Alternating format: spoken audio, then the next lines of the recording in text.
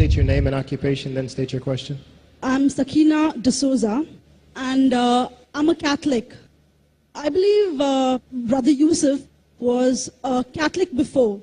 I would like to ask him the simple question. He was brought up like a Catholic, but what made him change? Doesn't he believe that the Messiah is true, or did he ever feel that the religion, Catholic religion, has not brought up any Messiah and the Bible is false? I would like to just know what that means, because he said he was a Catholic before and now he has become a Muslim. What made you change? What was that storyline before? Doesn't he believe that there is a Messiah, or the Messiah had come, saved us, died on the cross? Thank you very much for a good question. I hate to disappoint you, but I wasn't a Catholic. But I was with a Catholic priest the night that he accepted Islam. And I asked him these questions you asked me. Because after all, I was still a Christian, a preacher in Christianity, and I wanted to know why my best friend, a Catholic priest, had converted. That's a pretty weird thing. A Catholic priest is not like a regular preacher in the Protestant religion.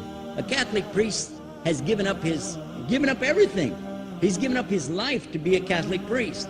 When he enters into this realm, he's basically given away everything. He can't have a wife, he can't have children, obviously no grandchildren. He has no home, he just lives in a rectory or wherever they give him a place to stay.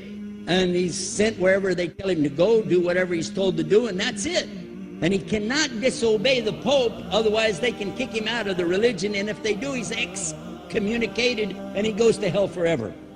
So how would a person like this want to become one of those Muslim terrorists? That's what I wanted to know. He explained in a very few beautiful words something that I came to learn for myself. He said that he was sincerely in the Catholic religion because he believed in God, that he had studied, his degree was in theology, and a part of the teaching that they as priests have is to study Islam. Every priest is forced to study Islam. Now you may not know that, but you can ask your priest and he'll confirm it. And when you study Islam, even when Islam is taught to you by somebody who hates Islam, as long as they don't corrupt it too far, you can still see the truth in Islam. A classical example happened to me just recently when I was in Saudi Arabia. A friend of mine, very old copy of one of the first Qurans ever translated to English by George Sale. George Sale hated Islam, he hated the Muslims, but when he translated the Quran to English, he was true to the text of the words. Although maybe not getting all the meaning, he certainly was true to the text of the words. I was shocked when I read it. Have you seen it? You know what I'm talking about? Amazing.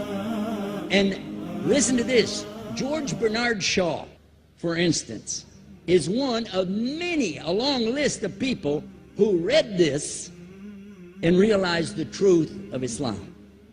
When people see the truth of Islam, it can change them if they want to be guided. If they want the truth, it can change them. You might think, I'm a Catholic, I'll never be anything but a Catholic. But I'm going to ask you a question, and I want you to be honest. This is not for you to, start a debate, but just be honest. Was Jesus a Catholic?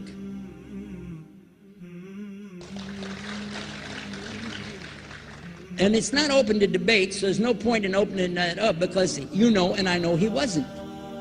The Catholic Church was in business about 300 years before Jesus was born. It's on their website. Don't go like this. It's on their website. That's where I took it from. The Catholic Church was really started in Rome by Alexander the Great. Do you know what the word Catholic means? It means universal. It was the universal church for the Roman Empire. If you didn't join it, you could not be a Roman citizen. And it was opposed to the teachings of Judaism and opposed to the teachings of the early Christians for more than 200 and some years. And they were diametrically opposed to each other to the extent that it was the Romans killing the early Christians. Now, if you understand that, and you go to their website and read, they didn't even take over Christianity until the year 325 AD. And when they did, they changed a lot of things, again, referring to their own website. But if you want to check it in Britannica or Americana or grow your encyclopedias, go ahead and read about the Catholic Church. When, in August of 325 AD, at the Nicaea Council, they took over, first thing they said was, let's change the date of the birth of Jesus to be the same date as that of Mithras, which was the god, one of the gods worshipped there, and also the sun god's birthday was the same day, December the 25th, believing it to be the shortest day of the year. And Constantine was a sun worshiper of Sol Invictus. Go to the website, read it for yourself. There are a lot of points, but not the least of which, even today, if you go in any Catholic church, and I have, you'll see so many portraits and statues and idols and images throughout the whole place, that for the one who's never experienced that, for a Muslim who knows about these images, he'll be like, whoa, a'udhu billah. Whoa, what's this? The first time I walked in a Catholic church, I was about 10 years old. I was shocked. I was shocked at the idols and statues everywhere, because in the Protestant religion, we were brought up to believe that the second commandment was just as important as the first commandment. The first commandment in the Bible, in Exodus, is the same as the first commandment in the book of Deuteronomy. It says, I'm the Lord your God that brought you out of the land of Egypt in the house of bondage. You know no other God beside me. Beside me there's no other gods. Thou shalt not have any other gods beside me. How many in this room agree with that commandment? Raise your hand. You notice the Muslims are raising their hand, because it means Ashhadu an la ilaha illallah. That's the first commandment for us as well. The second commandment you have clearly says, thou shalt not make any idol, any graven image of anything that creeps upon the earth, swims in the sea beneath, or flies in the air above. And I was sitting in a church one time, sitting there in the morning service, watching, the preacher talk, and, they go on and on and on, and sometimes you lose your train of thought. I was looking. Whoa! On the front of the podium, there was a fish. A fish. For the symbol, make you fishers of men. It had a fish. I said, whoa. Then I looked up above his head at the big stained glass window, and it had a dove, and he had the olive branch in his mouth. The dove is flying, the bird, I said, whoa. And then I look over here, and there's a cross with a man hanging on it. And I said, wow, they didn't miss a single one. They got them all. Something walking on the earth, something swimming in the sea beneath, something flying in the air above. So look at these two things. Clearly, the first two of the 10 commandments, bang, bang, boom. Because if you said God is more than one, where did you get it from? When Jesus is talking to his own companions and they ask him, what's the greatest commandment? Mark 12:29. Clear.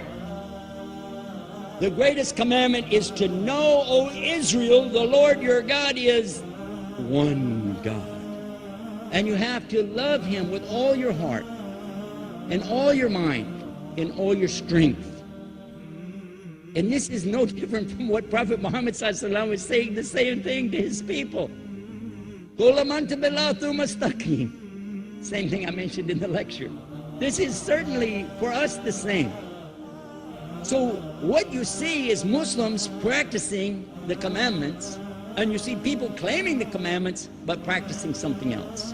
And I have seen more converts from the Catholic Church than any other of the many sects of Christianity, and especially from the nuns, priests, and even an archbishop. And all of them are better than me. They still sacrifice their whole life to get the true message of Islam, not only to you, but to Muslims as well, because we all need to know about it. But thanks for a great question.